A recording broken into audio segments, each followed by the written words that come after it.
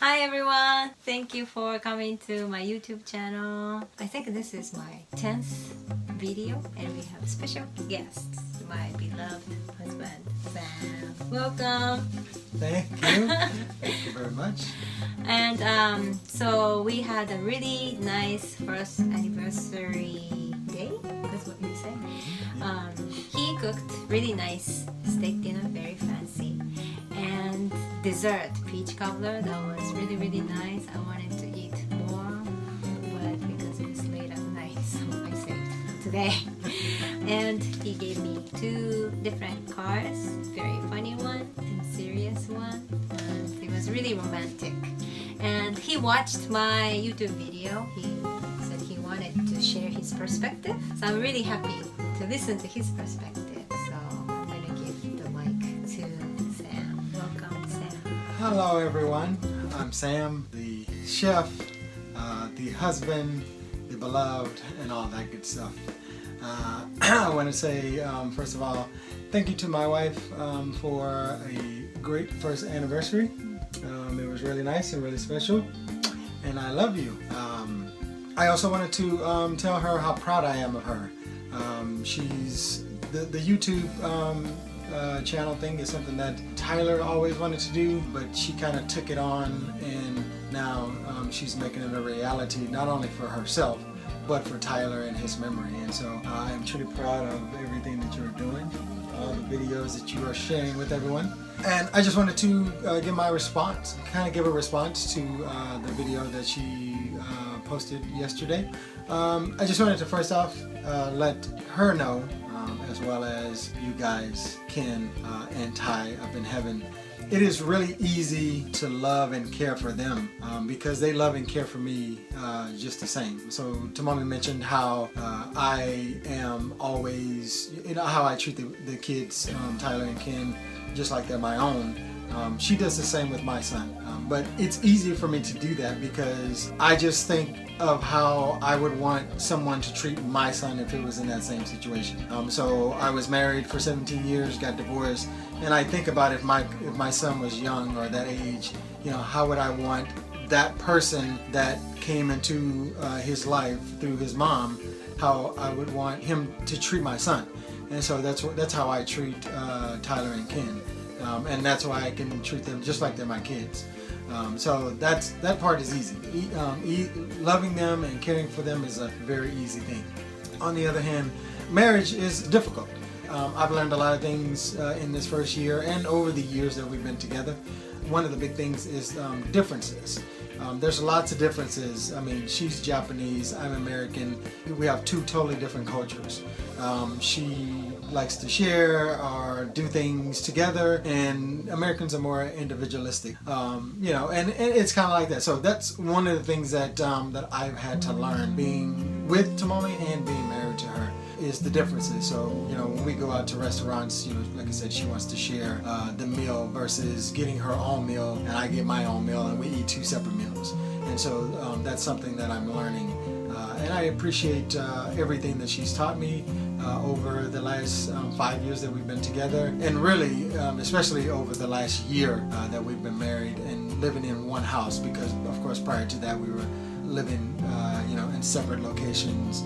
Like she mentioned before, I was in Texas while she was here for a little while, and even when I came back to Korea, I was still in Pyeongtaek while she was up in Uijeonbu, so we were still kind of traveling back and forth initially at the beginning. So we're learning a lot about each other. We've learned a lot more about each other in this year, and so the 3 things that I want to kind of focus on, I use the acronyms. I'm in the military and we use acronyms a lot. So the acronym VET. VET is vulnerability, empathy, and trust. So those 3 things are really hard for me, and I'll kind of go into why they are very difficult. So vulnerability, if you're a man watching this video, you know that it's very hard for men to be vulnerable. So we always have our guard up. That's not something that's easy for a man to do. So one of the things that I've learned from Tomomi over this last year is that I have to be more vulnerable and open myself up to not only her but also the kids. And so that's something that I have been trying to do. I'm not perfect at it yet. I am not going to claim that I am, but I hope that I am getting better at it. And so that's the first thing that she's taught me over the last year. And it's actually extended into the time that we were dating as well, but more so over this last year. Second thing is empathy. Understanding how the other person feels. That's really hard for me to do. And the reason for that is because, when I was growing up as a kid, my mom was a single parent, and I love everything that she's done. I love the way that I grew up. Everything that I do is because of my mom, my parents, my grandparents. So this is not a knock on her at all, but I used to I was a latchkey kid, so I would be home by myself, and so I didn't really have the ability to kind of tell people how my day went. So I think that's where I didn't really get that empathy bug as I was growing up, and I've learned that through counseling sessions that I've had, and I hope that I'm getting better at trying to understand other people's feelings. Think that I'm being empathetic, but at the same time I understand where Tomomi's coming from. Again, the culture that she was raised up in, being Japanese, her empathy tank is much bigger than mine, for lack of a better term. So I hope that I can definitely become a better person when it comes to showing empathy. But for now, I'll take the little wins. And the last thing is trust. So again, as I mentioned, I was married for 17 years, and then things kind of dissolved, and there was some lack of trust going on there. And so I think that hurt that I had at the end of that marriage was something where my trust tank, again, for lack of a better word, is kind of small. It takes a lot for me to trust someone. That's one thing that I'm getting better at. I trust her. I trust everything about her. When I was in San Antonio and she was here in Korea, I had no trust issues at all. I was not concerned. We always talked to each other every morning, and we talked to each other every night. So I definitely didn't have that issue when we were separated. But again, that was still something that I had to kind of build. So initially when we were first dating, that was not something I didn't really trust 100% because I didn't know where you don't know what the person's intentions are, and you don't want to get hurt again. So trust for me was one of those things that I had to slowly build or allow that to build up.